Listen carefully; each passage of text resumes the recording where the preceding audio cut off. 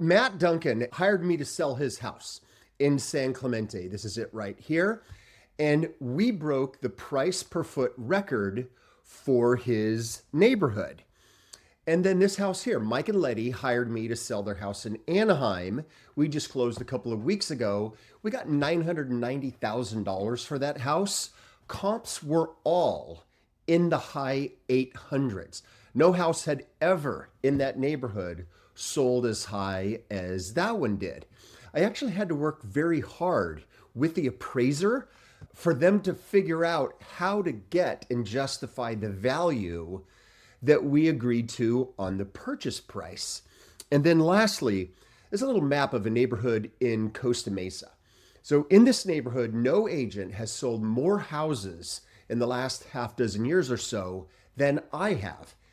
And the sale that we just closed last week in there broke my previous price per foot record that I'd held by almost 8% in a flat market. Question is, how did all of these things happen? Well, it wasn't just putting a sign out and then negotiating hard. There were 5 very specific strategies that in every single case we put into action well before the homes went onto the market. And then we executed that plan. So this is exactly what I'm going to be covering here today. By the way, when we get to number 5, number 5 is my favorite, and you've probably almost certainly never heard of it. And one other thing is they may feel a little like 5 separate ideas at first, but they actually all work together as one system. So I'm assuming that you're watching this because you have a very specific goal. You want to sell your home for the maximum possible price within the time frame that's right for you. But selling a house isn't like posting something on Facebook Marketplace. When you sell a house, there are obstacles in your way that most people don't even understand, let alone have a unique and effective solution to. The 5 strategies that I'm going to show you will overcome all of these obstacles. And when you understand them and when you put them into practice, that is when you're going to achieve that goal. And that goal, maximum possible selling price within the time frame that's right for you, I call that selling like a pro. That's what Matt did at his house in San Clemente. That's what the Gomez's did in Anaheim. And that's what multiple families have done right there in Hillcrest in Costa Mesa and many other houses over the years. All of them sold their homes like pros. So my name is Michael Hausum.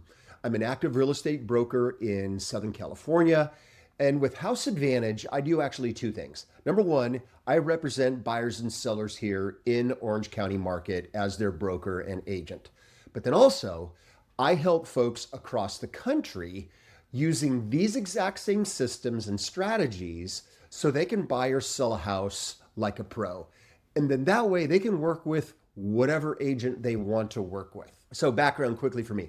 I got into the business on the mortgage side about 35 years ago, and then I added the real estate license a decade after that. I'm a top 5 agent in my office, top 3% nationally. So the reason why I bring that up, my bio, none of this here is theory or dated information. This is things that I'm working with every single day. Just before getting on this live stream here, I'm texting with the listing agent, helping buyers buy a house right over by South Coast Plaza. So this is active from the ground stuff that I'm doing literally right now. Now, it used to be, when thinking about selling a house, it used to be that you would hire a realtor, take their advice on pricing it, stick it in the MLS, and the house would sell. That's what it used to be. In fact, you might even be thinking, wait, is that not what happens? Well, certainly that's what happens with some people. And in fact, maybe most people. But when you hear me say sell like a pro, it's not what I'm referring to. Or when I say things like that I see home sellers make mistakes every single day that cost them money, that actually is what I'm referring to. Because delegating control over the process and the price and just putting the home on the market is not how pros go about selling a house And that's not how you get your optimal outcome. The pros play a different game. And what I'm going to be talking to you about here today is how to play a different game. There's an analogy that I love to use for home selling that should make a lot of sense. Right now, I'm wearing a really nice pair of dress shoes that my wife bought me. Okay, they're under the desk. I'm not going to show them to you, but she picked them out. She bought them at Nordstrom. Now, she could have actually waited, and at some point, they would have showed up at Nordstrom Rack. And then at some point, she maybe could have actually even found them at a garage sale if the person that bought them didn't like them and never wore them and sold them at the garage sale. Exact same pair of shoes. But what is the difference between all three of those? Nordstrom, Nordstrom Rack, and the garage sale. Well, obviously, first and obvious thing is the price for the shoes would be very different at those three places, even though they're the exact same pair of shoes. So the key question, though, is why? Why can Nordstrom charge this price, whereas the other two are down here, for the exact same pair of shoes? And the answer to that is positioning.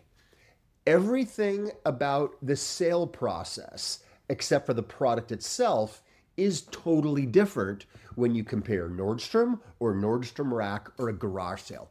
Everything about it is different. Nordstrom gets the high-end retail price for those exact same pair of shoes, though, every single day.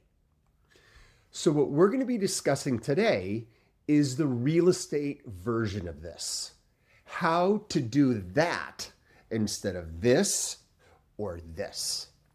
And this is for you, by the way. If you already have a realtor, you might be hiring one at some point. If you live in Orange County and you end up talking to me, or you're not going to use a realtor at all. This is for all of you. So over this past week and all the various social media platforms, I have quickly posted and explained the details of these different 5 strategies necessary to sell a home like a pro. And these are the boots on the ground, tactical things that you have to do to sell a home at a pro level. So let's go through all of these 5 obstacles, the obstacles that are standing in your way, and the strategies to overcome them. Hang with me at the end. You're going to see how they all kind of click together and they all work as one unified system. Each of these solutions overcome the problems that home sellers are confronted with, and they overcome them in a carefully planned way that most sellers and their agents, your competition, never consider. So let's start here. Let's start with number 1. The first obstacle that we need to consider, I call marketplace uncertainty. Okay? The first problem is marketplace uncertainty. This has to do with the buyers that we're hoping to attract to buy your home. Okay? In this group, that's the pool of active buyers. This is everyone that could possibly be interested in buying your house. Now, other than the fact that we know that there is a pool of buyers out there, we actually don't know anything else. We don't know how many of them there are. We certainly don't know exactly what they're looking for. We don't know what they're going to think about your house, the things that they're going to love about it or hate it or be indifferent about, the price that they would pay. All of it is uncertainty. So the solution to marketplace uncertainty, I call strategic positioning.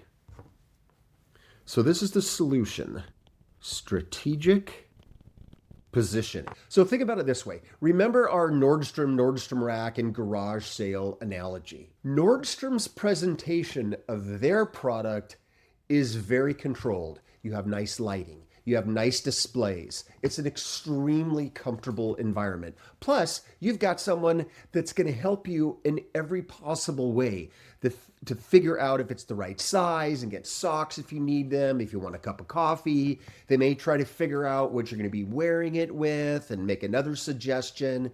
Super duper helpful in that completely nice environment.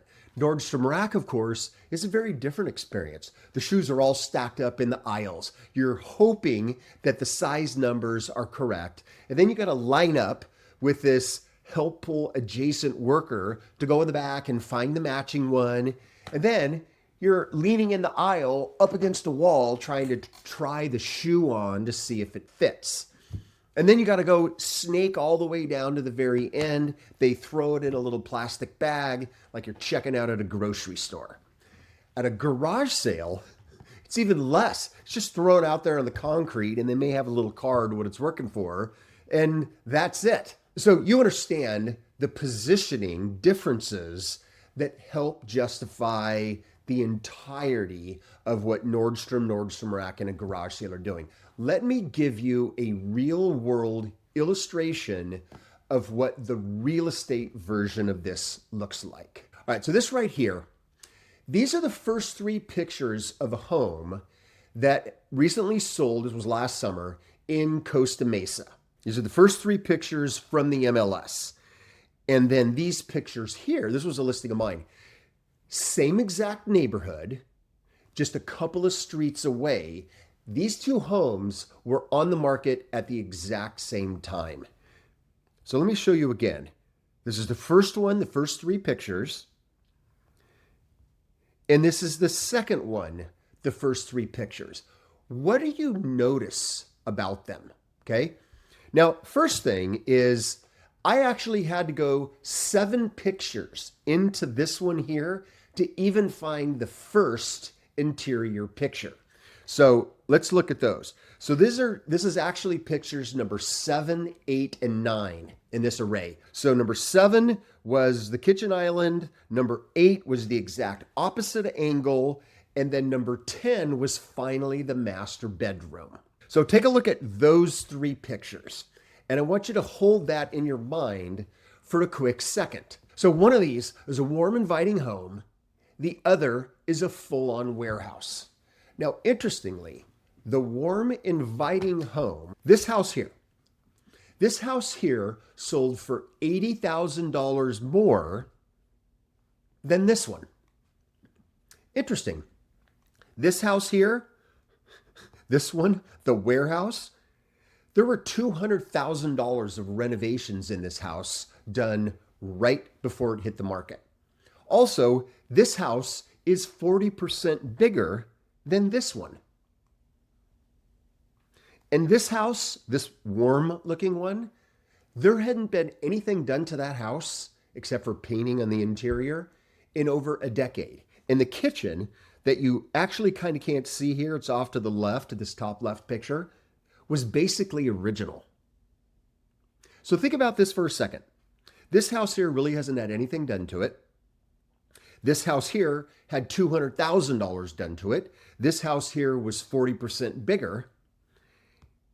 Yet this house sold for $80,000 less. Back to our analogy.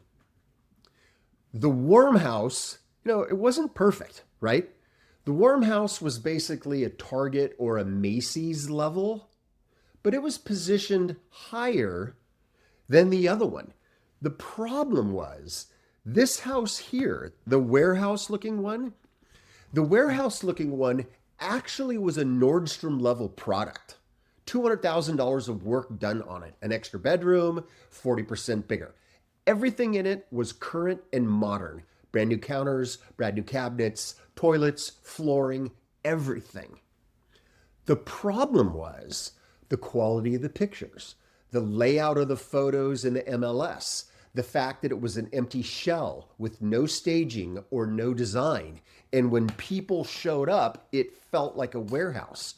What they did is they took a Nordstrom level product and they dropped it down to Nordstrom Rack or even less. The positioning of that house probably cost those sellers $150,000 or $200,000. There is no way that my listing should have sold for 80 grand more if it was done right and they were following strategy number 1. This house did nothing to try to overcome marketplace uncertainty, and they paid the price. My listing applied all of the principles of strategic positioning and hit a total home run. So in this case, actually with the houses, in the Nordstrom shoe analogy, it's all the same product. Nordstrom rack, and the garage sale. We're all talking about the same pair of shoes that I'm wearing. In this particular place, the superior product was positioned so poorly that the inferior product actually sold for more. I hope that makes sense about how important understanding marketplace uncertainty is and how positioning can make a complete difference in the result. Now, once we have that one handled, the next problem we have to confront I call value uncertainty. What is the house actually worth to this current buyer pool, right? So the strategy number one is how the buyer perceives the house and it's positioned.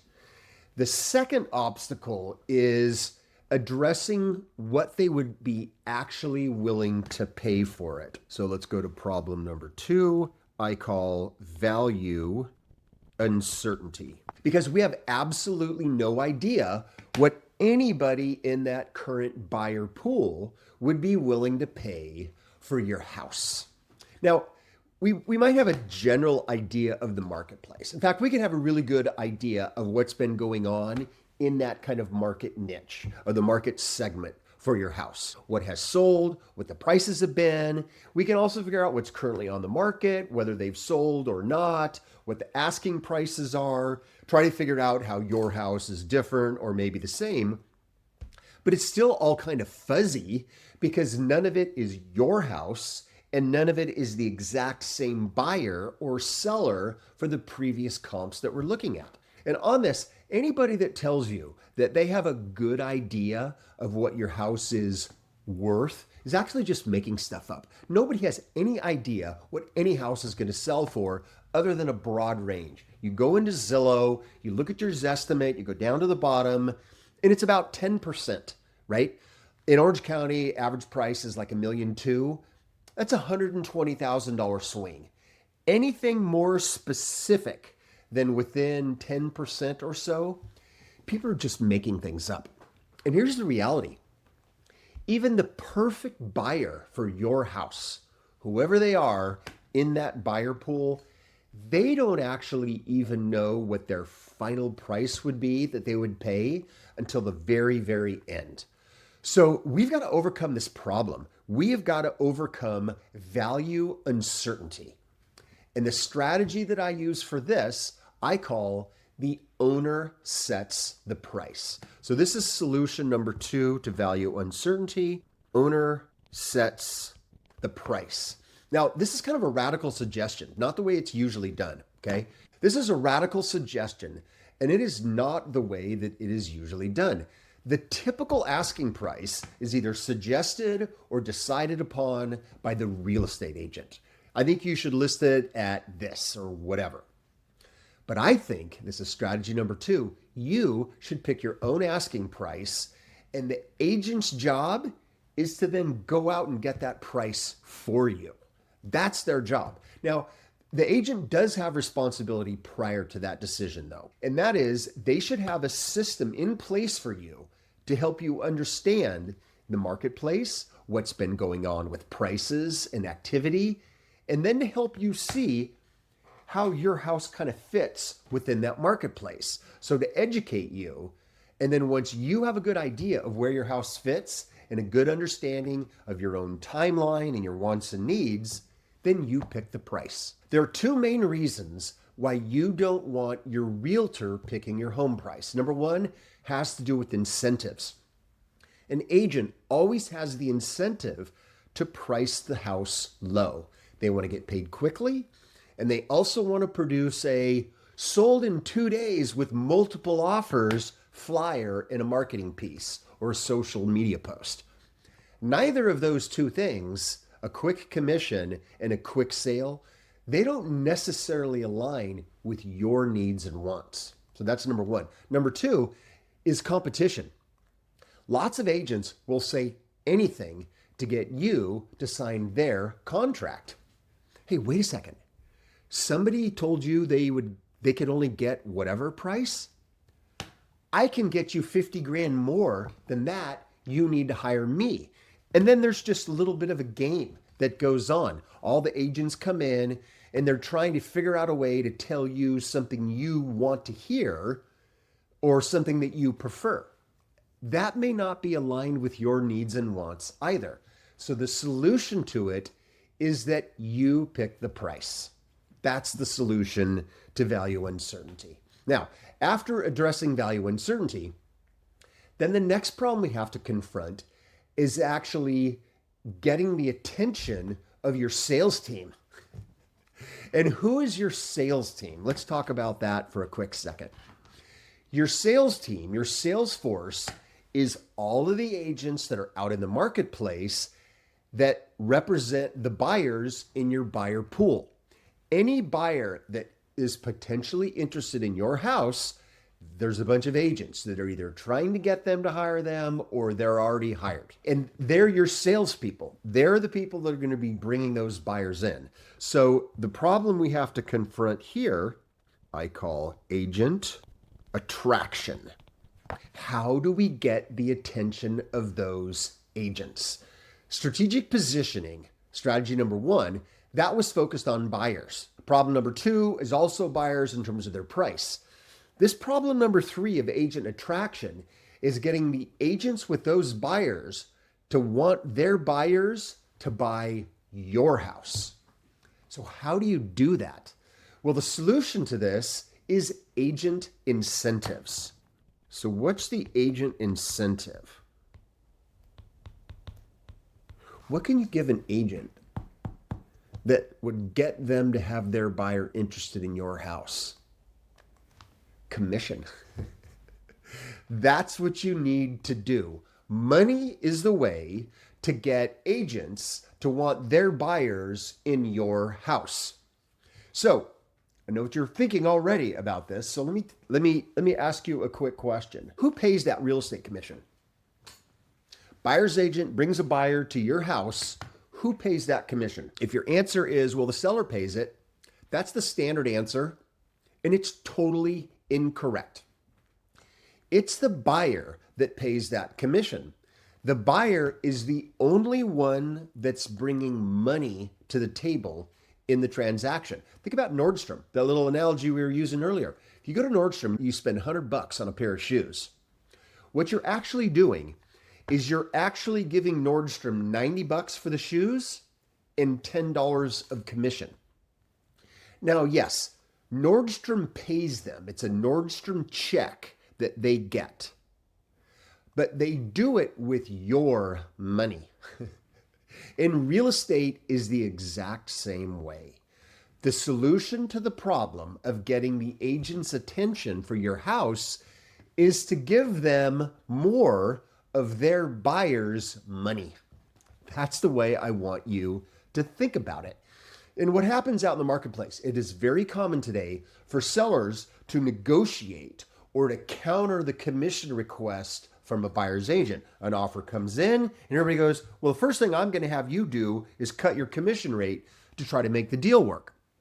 Don't do that. What that's basically doing is telling the agent to go find a different house, one that's going to pay them more money. Be different than that. Let that agent know that you are happy to build into the price whatever commission rate they want. If they've got a 5% commission agreement, if they've got a 10% commission agreement, great. We're asking $800,000 for the house. We have a 3% commission built in. There's $24,000 in it from you. If you want more than that, you got to build that into the price of the house. Now, it might turn out that their commission rate actually does need to be negotiated, that the numbers aren't going to work, that the buyer's not willing to come up or whatever. And one of the obvious things is negotiating the buyer's agent commission. That may happen. That's absolutely great. But let that conversation happen between them and their buyer client. That's not your hot potato to negotiate that commission. Say, look, if you want this house at this commission rate, you got to pay this. And let them work it out. And they might work it out. They may not work it out. But you are maintaining the incentive to keep them interested in buying your house, because otherwise they're just going to have to go do the same thing with somebody else. That is the solution to the agent attraction problem by giving them more of the buyer's money. Okay? We figured out buyer's attention, price it correctly, how to get the buyer agent on board. Now we have obstacle number 4. And I call it the problem of divided loyalty. Problem number 4, divided loyalty. So what I mean by that, who's got your back and how do you know for sure that they have your back? It's a really important question. Imagine you're on a basketball team and you're in the locker room at halftime. The coach just mapped out your plan for the third quarter, grabs his clipboard, walks out. You watch him walk out of the locker room across the court to the other team. And then he gathers the other team around, pulls out the same clipboard, and then you hear him talk to the other team. Okay, guys, so let me tell you what we're going to be doing for the next quarter. Or you're involved in a lawsuit. Somebody's suing you and you're at some sort of meeting. Everybody's sitting at the table and your attorney's sitting there and just explained the facts of your case and demands to the other side. You're all lined up. It's you, your attorney, everybody else. And the attorney just kind of explained everything. And then they get up, walk around the end of the table, sit down next to the other side, look back at you and say, all right, let me tell you what our position is on this and where I think you've got it wrong and what we want to do instead. Would either of these circumstances be okay? Of course not.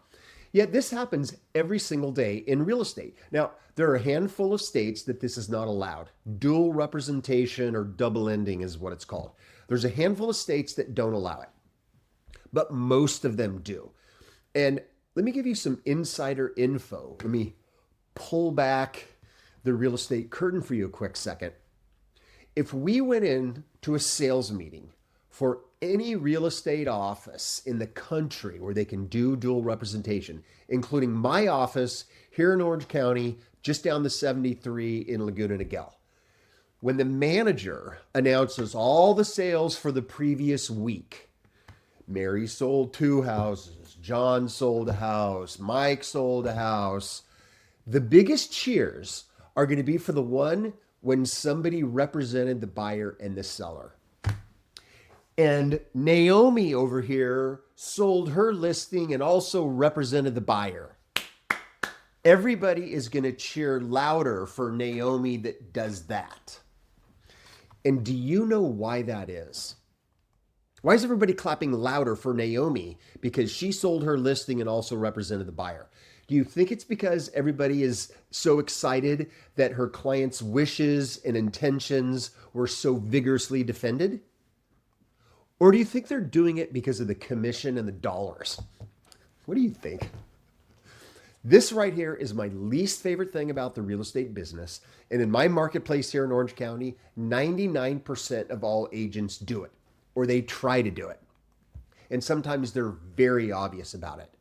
The problem is 0% of the time, is it a good thing for a home seller? The typical agent always has a bunch of reasons why it's great to do it. Hey, look, it's going to save you time. It's going to save you money. It's going to make things so simple for us or whatever. But when you've got an agent who's representing you and somebody else, somebody is getting hosed. Do not allow yourself to be in a position to potentially be the one that gets hosed. If you're going to hire an agent, ask them if they have ever or will they ever be willing to represent the buyer of your home. If they say they would, either don't hire them or don't allow it. The solution to this, you have to insist upon this. Exclusive representation. It's a non-negotiable. So once we've done that, now we got to go on to number 5. The fifth and final problem that you as a seller have to solve. This is the offer environment. So problem number 5, I call the offer environment. So this is actually an obstacle that you may not even be aware of. And as I describe it to you, my contention is that not only is this a problem, but the solution to this problem is actually one of the single most important strategies to help you achieve your goal of selling like a pro. And what it is this. Background, I should say it this way. Backgrounds nowadays that almost all offers are emailed to the listing agent, who then has a conversation with their seller, and then the seller tells the listing agent what they want to do, and then the listing agent emails a response back to the buyer's agent. This is a huge mistake most of the time, and there is a far better way to do it. Let me ask you this question to help you think through the better way to do it than just emailing. Where does the car dealer want you making the decision about whether or not you want to buy a car? Do they want you at home, on your couch, playing with your phone, flipping through Netflix? Or do they want you in the showroom right after you just did a test drive, sitting in this perfectly detailed, perfectly smelling car? It's obvious. Not only do they know that you're more likely to actually buy a car that way, you're also more likely to pay more for it. And it's the exact same thing with the house. The ideal place for someone to consider how much they really would pay for your house is sitting in your house. The house that they have probably already imagined is going to be theirs. You want them in what they've already imagined is going to be their new family room or their new kitchen. That's where you want them making that decision. The solution to the problem of the offer environment is doing this offer in person. You do it in person, and it's literally meeting the buyers, their agent, anybody else involved in the transaction in the home and working out the deal right there at the kitchen table on the spot, face to face. And the reason that we want to do this is a big thing, is this is controlling the entire narrative arc of the discussion as well as the process itself. And that's extremely critical. That's the whole point of this. Remember those two houses way back at the beginning, the warm one and the warehouse that I showed you when we were talking about positioning? So when we sold that home, the two buyers and their agent met Richard and I at the house. We literally put the deal together at the kitchen table. The whole thing took us like 20 minutes to do. And then afterwards, the buyer's agent, the husband, and I were standing out in the driveway of the house. Meeting was over. We'd inked out the deal. It was all done. We're standing there just kind of talking. And as we're talking, kind of getting ready to leave, we realized that the wife and Richard were still back inside the house. So, I mean, it wasn't weird or anything. We're just like, oh, they're still talking. So we walked back into the house. And when we walked in, Richard and the wife, Taylor, both of them were crying. And they had obviously just hugged right before we walked in. They're both weeping. Turns out she was emotional because her dream of having a home where her kids would be playing around in this big, beautiful backyard was coming true. Richard was emotional because he realized that when he and Shelley had bought the house, they had one daughter at that time too. And the idea for him that 20 years later, history was going to be repeating itself in his house was emotionally moving to him. Obviously, it didn't hurt that he spent about $800,000 in his pocket when it was all said and done. But that's what was going on. So what this does, that little story of Richard and Taylor and her husband, I think his name was Joshua, it also demonstrates that there are significant secondary benefits of doing the offer presentation in person beyond just dollars and details. You've got human beings interacting face to face, and human beings face to face are three-dimensional. It's not just a name on a phone in a PDF. And this is what I call cancellation insurance. There were a few things that came up after we put this deal together, having to do with the inspection and some other issues. But imagine the context that we had to deal with those issues, resolving them when the last meeting, everybody was hugging and crying together. It's a totally different animal as a way to start the escrow process. And it made it It made it so much easier. So the whole goal with this offer environment problem with a solution, the goal of the offer isn't just to get the signatures on the contract.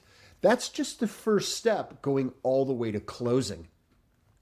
To get more money, to make the whole process faster, and then to start the final closing process on the best footing possible, you need to require that your offers on your home are done in person, just like that. That's strategy number 5. Another thing I want to mention about these strategies, I want you to think about all of them like they are ingredients in a recipe. They're not standalone different items. Just like with the recipe, you've got to use all the ingredients. You can't just, not use sugar because you didn't want to this time. Your cookies are going to be terrible. You got to use all of the ingredients. You got to use them in the right amounts, and you got to use them in the right sequence. And here's why this recipe analogy works, is all of these strategies, they work together. They stack up on top of one another, and those increase leverage and influence. And the end result is you have a change in perception about the way the buyer sees and experiences your house and the price, and a change in the way the agent experiences it, the way the offer itself is presented. This is a new way of thinking about things, and this is a pro-level way of thinking about things. Because what happens when you use them all together is that fundamentally they all work together to solve the big unknown question that you have as a seller. And that big unknown question is, what is going on with the buyers in the market? What is important to these buyers in the market? And how can I influence them? You actually are never going to know. As I pointed out at the very beginning, their agent may not know. They may not even know. So the strategies are kind of like a shotgun. Multiple shots in a pattern to hit all of these different targets. But the targets you actually can't see, and you might not ever know which of those was the actual most important target and how close you hit it to the bullseye. So what you have to do is you've got to put all of the strategies in play, put them all into play in the correct way, all the way to the very end. This is the way you get the buyer to perceive your home at the level that you want. And you notice in my 5 strategies, I'm not talking about a specific listing price or negotiating strategies or anything like that. Those are important. And with all of my clients, we get that discussion too. But those things are secondary to the work and the positioning required to even get us up to the point where price is even a topic. And then lastly, another thing I want to touch on here, a phrase that you've heard me say, you may have seen it on my social media, don't be a passenger. It's a tagline for Haus Advantage. And not being a passenger, to me, is an important concept in clearly separating a pro-level seller from anybody else. A pro-level home seller, they actually take control of their own journey. They have their own plan laid out in advance. They know the steps that they want to take and to make sure that they're followed. And this is why a pro-level seller can actually work with any real estate agent they choose, because they're the ones that are driving. The average home seller, your competition in the marketplace, they're not driving, they're a passenger.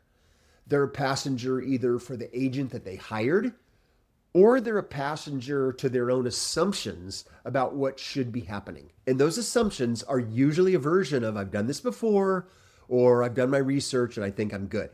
That's passenger thinking. Passengers do not pick the destination, and they do not pick the route. And that's why my goal for you is for you to sell like a pro and not just be a passenger. So where do you go from here? What do we do now? Okay, this is great. So there are 2 things that I want to make sure that you take away from today. Number 1, selling smarter isn't just put your home on the market and hope to negotiate. It's about positioning your home correctly and setting up an entire process so a buyer can clearly recognize it. Number 1 is position the home and the process, and to do it correctly. That's the first thing you need to do. Position your home and your process. Number one takeaway. And then number two, this is simple. Don't be